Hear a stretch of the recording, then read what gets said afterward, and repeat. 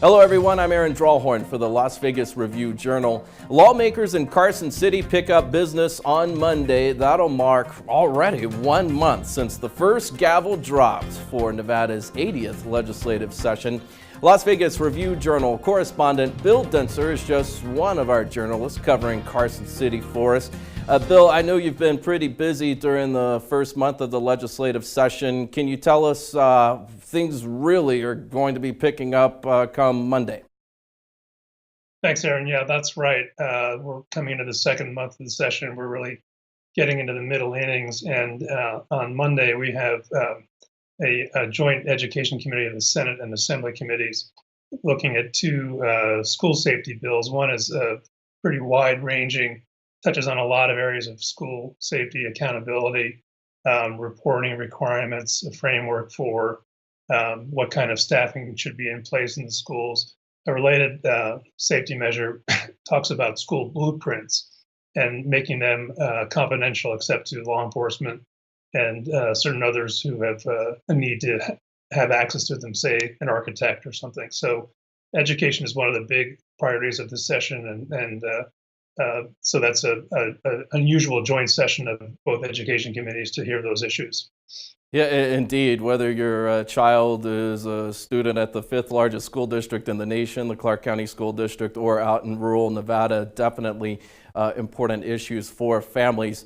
We always joke that Las Vegas is the marriage capital of the world. Back in the day, Reno used to be the divorce capital of the world, and there's a bill regarding marriage age in Nevada. That's right. There's a bill that would require a person to be 18 years or older to get married. That is, given the number of marriage chapels that Las Vegas is known for, that's a topic. And I'll mention that Idaho just had a similar bill that was just voted down. So we'll see where this one fares.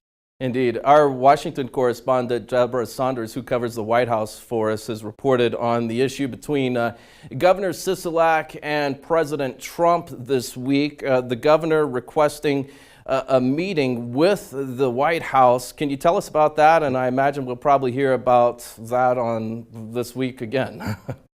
Right. Yeah, this is related to the plutonium shipments into the state that the federal government did. The state didn't know about it.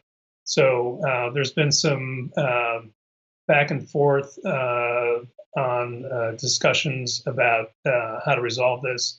And the governor who boycotted some meetings in Washington because of the state's concern about these shipments asked last week for a meeting with the president to iron out what can go forward with the plutonium shipments, and also to discuss the future of Yucca Mountain, the proposed nuclear waste repository.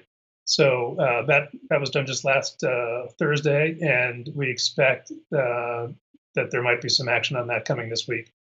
Yeah, whether it's a Democratic governor or Republican, it seems that Yucca Mountain is a topic that just does not go away.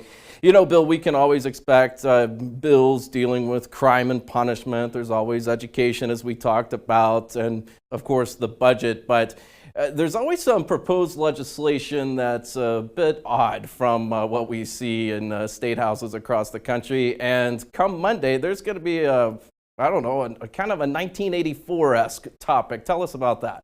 That's right. There's a bill being considered in the Assembly Judiciary Committee that would make it a crime for someone to require someone else to get a microchip implanted in them. It would make it a felony. And that's not exactly something you might normally hear on the campaign trail if you're a candidate. And there are some other issues that are coming up next week. There's a bill to bar private prisons in the state. There's some work on the state open meetings law, a lot of little tweaks to it. And there's the Voters' Bill of Rights resolution that if it's approved this session by both houses, it would go to voters for approval as a constitutional amendment. That's coming up again in a hearing this week.